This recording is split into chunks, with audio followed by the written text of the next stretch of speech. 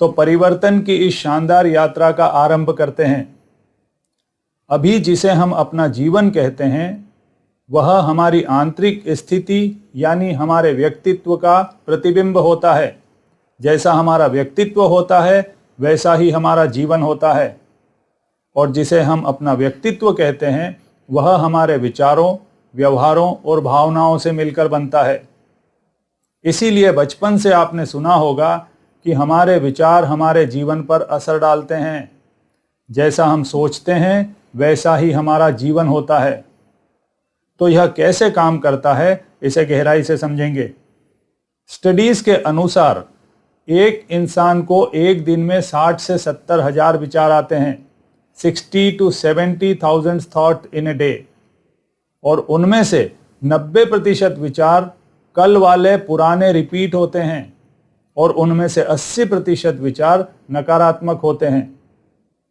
तो अब आप ही सोचिए कि अगर हमारे विचार हमारे जीवन पर असर डालते हैं और उनमें से 80-90% विचार पुराने और नकारात्मक होते हैं तो हमारे जीवन में कुछ नया, क्रिएटिव और पॉजिटिव कैसे हो सकता है।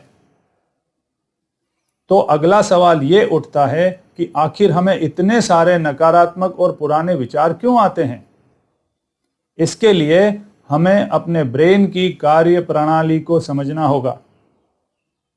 हमारे ब्रेन का प्राइमरी फंक्शन हमारी सेफ्टी और प्रॉब्लम सॉल्विंग है, यानी हमारे ब्रेन का मुख्य काम हमारी सुरक्षा है।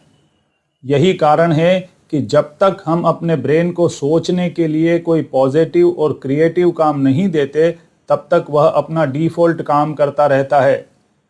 जैसे ही वह खाली रहता है वह भूतकाल की दुखद और नकारात्मक यादों को उठाता है और उन्हें वर्तमान में सॉल्व करने की कोशिश करता रहता है, जिसे हम नकारात्मक और पुराने विचार कहते हैं। या फिर वह भूतकाल की दुखद घटनाओं को उठाकर भविष्य में कल्पना में नए तरह से हल करने की कोशिश करता रहता है। इसीलिए आपने गौर किया होगा कि जब आप पुरानी घटना की कल्पना करते हैं तो अक्सर स्ट्रेटेजी बनाते हैं कि अगर यह व्यक्ति जिसने मुझे भूतकाल में दुख दिया था या नुकसान किया था, अगर वह फिर से मिला तो उसे इस बार इस तरह जवाब दूंगा या दूंगी। या फिर भूतकाल की कोई नकारात्मक घटना फिर से घट जाए तो उसे इस बार इस तरह नए तरीके से हैंडल करूंगा या करूंगी। तो इस तरह हमारा ब्रेन भूतकाल की नकारात्मक यादों को सॉल्व करता रहता है, जिसे हम नकारात्मक विचार कहते हैं। या फिर वह भूतकाल की घटनाओं को भविष्य में नए तरह से हल करने की कोशिश करता रहता है। वह ऐसा इसलिए करता है ताकि इन घटनाओं और इन व्यक्तियों से भूतकाल में जो नुकसान और दुख मिला है वह भविष्य में ना मिले। तो रिपीटेड और नेगेटिव थिंकिंग हमारे ब्रेन की एक सुरक्षा प्रणाली है।